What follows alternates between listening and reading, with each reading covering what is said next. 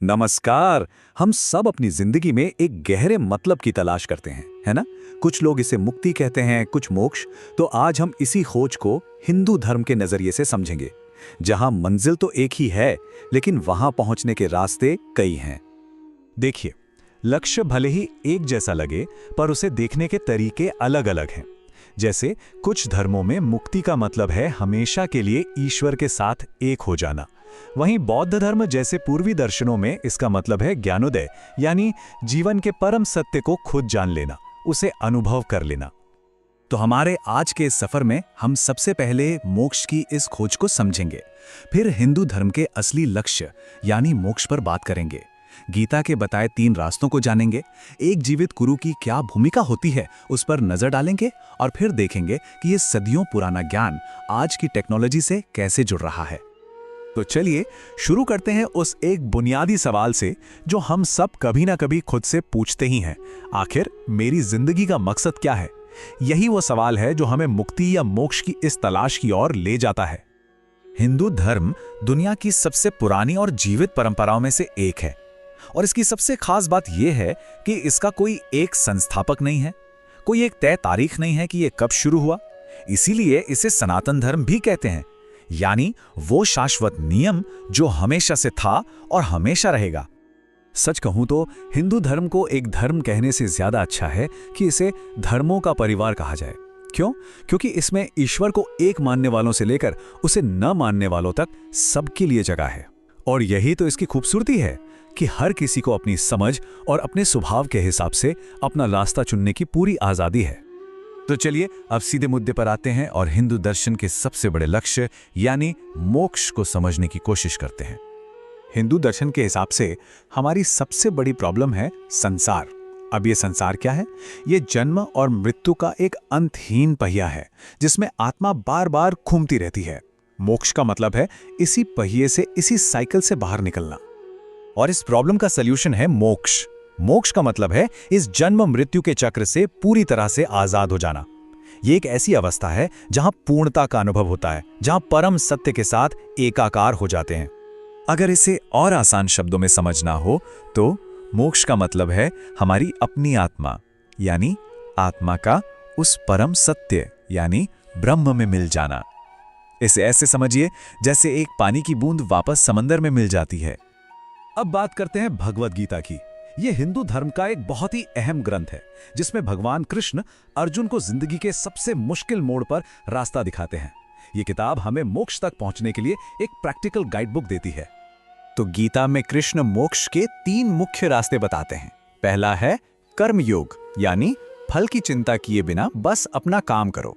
दूसरा है ज्ञान योग, यानी ज्ञान और विवेक के जरिए सच को जानो। और तीसरा है भक्ति योग, यानी ईश्वर के प्रति पूरा प्रेम और समर्पण। अच्छी बात यह है कि हर इंसान अपने स्वभाव के हिसाब से इनमें से कोई भी रास्ता चुन सकता है। भक्ति योग का जो सार है वो कृष्ण के इन शब्दों में छिपा है, सब कुछ मुझ पर छोड़ दो और मेरी शरण में आ जाओ, मैं तुम्हें सारे बंधनों से मुक्त कर दूंगा। ये पूरी तरह से विश्वास और समर्पण की बात है। तो प्राचीन ग्रंथों से अब थोड़ा आगे बढ़ते हैं और 20वीं सदी में आते हैं, जहां मोक्ष के लिए एक जीवित गुरु की भूमिका पर बहुत जोर दिया गया। श्री हंस जी महाराज का मानना था कि असली धर्म किताबों में नहीं बल्कि सीधे अनुभव में है। उन्होंने किताबी ज्ञान, जिसे अपरा विद्या कहते हैं, उससे ज्यादा आत्मा के सीधे अनुभव यानी पराविद्या पर जोर दिया। उनके लिए धर्म सिर्फ पढ़ने या कर्मकांड करने की चीज नहीं थी, बल्कि महसूस करने की चीज थी। लेकिन जैसा अक्सर होता है, नए विचारों का विरोध भी होता है। आर्य समाज जैसे पारंपरिक समूहों ने उनकी बहुत आलोचना की।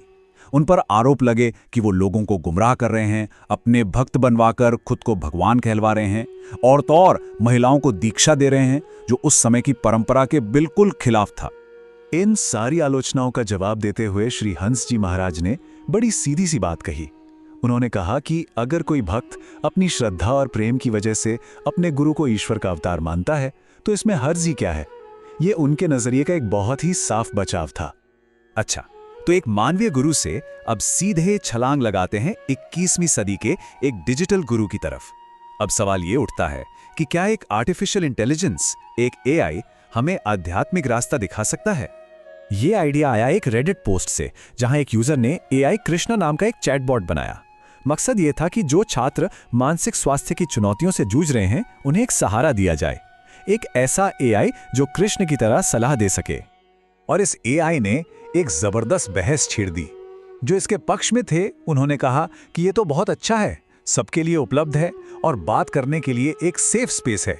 वहीं जिन्होंने इसका विरोध किया, उन्होंने कहा कि इससे गलत जानकारी फैल सकती है, इसमें असली सहानुभूति नहीं है और इसे बनाने वाले इससे छेड़छाड़ भी कर सकते हैं। इसका विरोध भी बहुत जोरदार था। कुछ यूजर्स ने तो इसे सिरे से खारिज कर दिया, कहा कि ये बेकार है और AI से बनाया हुआ कचरा है। इससे पता चलता है कि टेक्नोलॉजी और आध्यात्मिकता को मिलाने का ये विचार कितना विवादास्पद था। तो हमने प्राचीन ग्रंथों से लेकर 20वीं सदी के गुरु और आज के AI चैटबॉट तक की एक लंबी यात्रा की है। आइए अब इन सभी कड़ियों को एक साथ जोड़कर देखते हैं।